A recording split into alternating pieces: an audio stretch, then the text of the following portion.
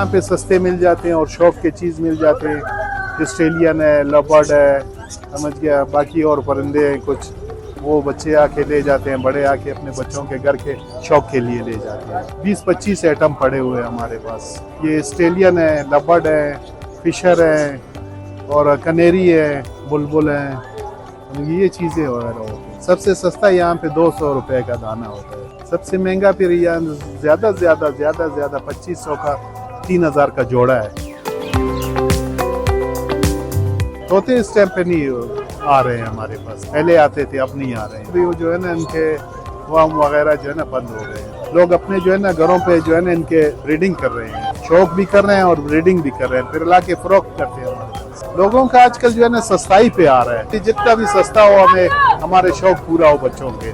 चकोर के हमारे पास लाइसेंस वगैरह होता है, वो भी फार्मी है, जंगली नहीं होता। बस ये अपने शौक होता है हर चीज का ना, हर एक बंदे का अपना अपना शौक होता है, तो अपना शौक के लिए आते हैं यहाँ पे और बच्चों को यहाँ पे घुमाने भी आते हैं, बच्चों का दिल खुश करके फिर वापस चले जाते हैं। पहले थोड़ा बहुत था, आजकल इतना वो सेल नहीं हो रहा है।